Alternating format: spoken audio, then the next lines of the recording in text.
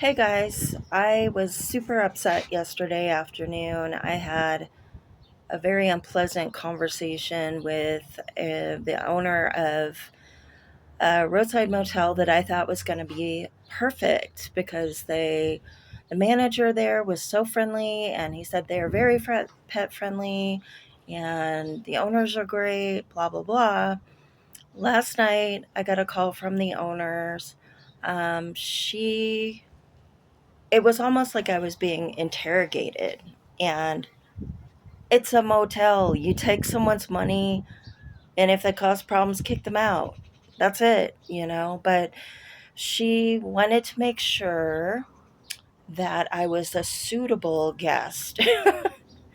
So, anyway, she told me right up front, she's like, "Do you live in this area?" I said, "No.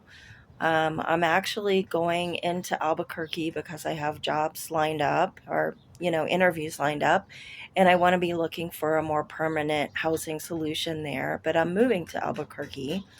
And the reason why I'm staying in a motel is because I don't want to sign a lease sight unseen, yada, yada, yada. I have interviews, etc." And she said, "Well, good, because you don't live here, because I do not rent to any locals because I feel like if they are local and they need to stay in a motel, then they must be homeless." I mean, it just almost like a punch in the stomach, right? And I'm like, well, maybe they're going through a divorce or whatever. I mean, things happen. People need a motel, even if they're local.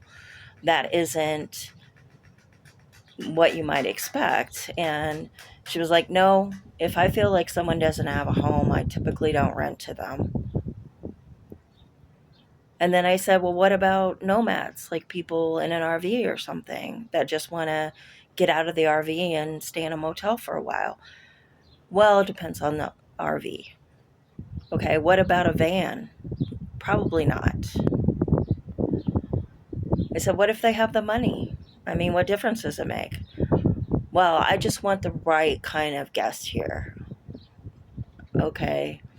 Then she went on to ask about what kind of work I did, how I intend on paying for the motel, um, just a lot of really personal questions that were absolutely none of her business.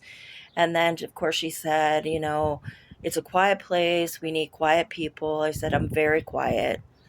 The dogs are pretty quiet unless somebody knocks on the door."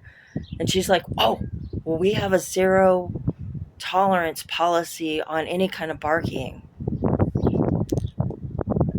Why have a pet friendly hotel if you expect dogs to never bark?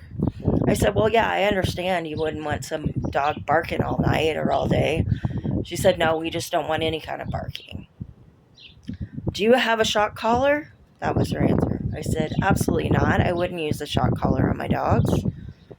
She said, "Well, you need to at least get one of those, like, collars where it buzzes, the ethical kind." And she was so condescending when she said ethical. I just about lost it. What a nightmare. I felt so sick at my stomach talking to this woman. And I don't know. And she said, "Well, you don't have to worry about this because you sound like the kind of guest I would want." "So you mean I sound like I might have money because of my professional background, because, I'm older and sometimes I'm well spoken. So you probably assume that I'm not houseless." That's what it came down to. Um, I probably should have just hung up on this woman from the get go because she was so horrible. But anyway, I went to bed just sick of my stomach last night. It was appalling how disrespectful and judgmental and just stereotyping people left and right. It was awful, and definitely wouldn't want to allow her to get any kind of money coming from me staying there. I just she's a horrible person. So anyway, onward and upward. I have a very good second option. I'm going to call now, and fingers crossed. This place is more like an apartment, but it's an extended stay, but it's set up like an apartment. So it's a studio, but it has a full kitchen, and laundry access. It even has a pool. And get this, weekly rates are typically cheaper. The first month is more expensive because there's the deposit and the pet deposit, but it's something like 310 a week, which is less than what this horrible, horrible person who owns the roadside motel is charging for a week. So I'm hoping that that woman was so awful and that was God, the universe, whatever, saying, don't rent anything from this person. We have something better for you. So, anyway, um, yeah, you guys have a wonderful day, and I will keep you posted. Thank you so much. Take care.